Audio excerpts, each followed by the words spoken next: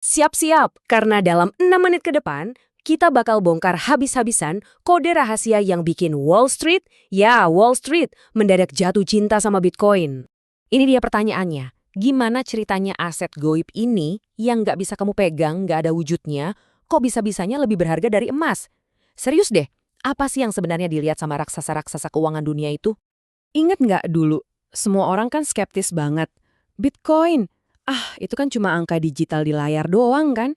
Banyak yang mikir ini cuma buat mainan para spekulan aja. Nah, disinilah ceritanya berubah. Drastis. Lihat deh perbedaannya. Dulu Bitcoin itu isinya cuma spekulan retail. Sekarang, ini jadi aset strategis buat Wall Street, buat para manajer investasi yang ngelola duit triliunan dolar. Ini bukan lagi soal when Lambo, tapi udah jadi soal strategi makroekonomi yang serius banget. So, apa sih rahasianya? Apa yang mereka temukan yang kita nggak tahu? Oke, ayo kita intip langsung contekan mereka, langsung dari laporan riset institusional paling baru. Nah, ini dia intinya. Lupain deh soal harga yang naik turun tiap hari. Para pemain kapak ini ngelihat 3 pilar fundamental. 1, kelangkaan digital yang bisa dicek. 2, keamanan termodinamika. Ini basisnya energi beneran. Dan 3, potensinya sebagai aset penyelesaian global yang nilainya didorong efek jaringan. Dengerin ya, ini bukan lagi soal sentimen pasar, ini udah masuk ranah sains dan matematika.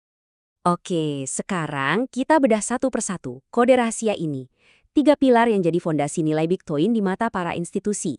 Pilar pertama, dan ini mungkin yang paling gila, kelangkaan. Cuma bakal ada 21 juta Bitcoin. Titik. Nggak lebih, nggak kurang. Angka ini udah dikunci mati di dalam kode, nggak bisa diubah sama siapapun. Mau itu pemerintah, bank sentral, siapapun. Nggak bisa. Coba deh kita bandingin sama emas. Ini yang bikin beda. Kelangkaan emas itu, ya relatif. Kalau harga emas meroket, perusahaan tambang pasti gali lebih dalam lagi kan? Supply nambah, harga bisa aja turun. Nah, Bitcoin, kelangkaannya absolut. Mau harganya selangit pun supply-nya tetap ngikutin jadwal matematika yang udah pasti. Ini benar-benar fenomena ekonomi yang baru pertama kali ada dalam sejarah. Pilar kedua, lantai termodinamika. Wih, namanya keren ya, tapi konsepnya sebenarnya simpel banget. Gini, setiap satu Bitcoin yang ditambang itu butuh energi listrik yang nyata dan gede banget biayanya. Nah, biaya energi inilah yang jadi semacam harga dasar atau price floor-nya. Dan ini bukan omong kosong loh, lihat aja datanya nih. Ini perkiraan buat awal 2026. Rata-rata biaya buat nambang satu Bitcoin di seluruh dunia itu $77.000. Di Amerika bisa sampai $130.000. Jadi, nilai Bitcoin itu kayak diikat sama biaya energi di dunia nyata. Beda banget sama uang fiat yang bisa dicetak seenaknya kan? Lanjut ke pilar ketiga dan ini yang bikin nilainya bisa meledak. Hukum Metcalfe. Intinya gini, nilai sebuah jaringan kayak internet atau telepon itu tumbuhnya nggak biasa. Bukan cuma nambah satu-satu, tapi berlipat ganda secara kuadrat seiring makin banyaknya pengguna. Artinya apa? Gini, setiap kali ada satu orang baru gabung atau satu institusi raksasa, sebut aja BlackRock, masuk, nilai jaringannya itu nggak cuma nambah satu, tapi boom, melonjak secara eksponensial. Inilah kekuatan efek jaringan yang bikin adopsi itu jadi senjata paling mematikan. Nah, dengan 3 fondasi sekuat ini, ya pantas aja kalau Wall Street akhirnya nyerbu. Ini bukan lagi aset ecek-acek, ini udah jadi aset kelas berat buat para institusi. Dan serbuannya itu cepat banget. Lihat aja timeline ini. Mulai dari halving 2024 yang motong supply, terus momen kuncinya di Januari 2025. Ada aturan lama namanya SEB 121 yang dicabut. Aturan ini tuh yang bikin bank-bank gede susah banget nyimpen kripto. Pas dicabut, kayak ngebuka gerbang bendungan, air bah langsung masuk. Hasilnya, di awal 2026, ETF Bitcoin Spot langsung meledak dan nguasain pasar. Mau bukti? Nih lihat. Siapa pemegang Bitcoin paling gede sekarang? Udah bukan lagi para OG kripto loh.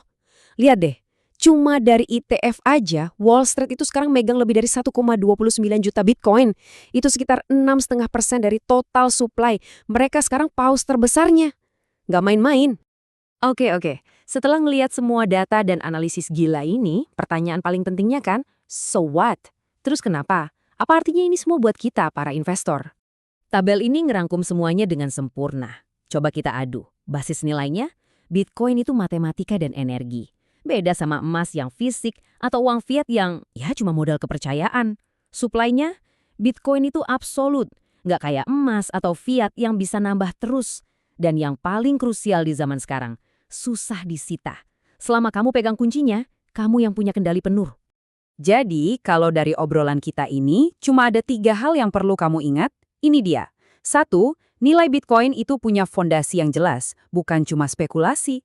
2. Pemain kakap udah masuk ke arena, dan mereka serius.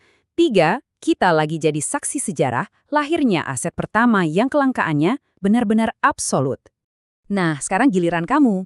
Dari 3 pilar tadi, kepastian matematika, jangkar energi, sama serbuan Wall Street, menurut kamu, mana nih yang jadi fondasi paling kuat buat masa depan Bitcoin? Coba tulis pendapatmu di kolom komentar ya, kita diskusi di sana.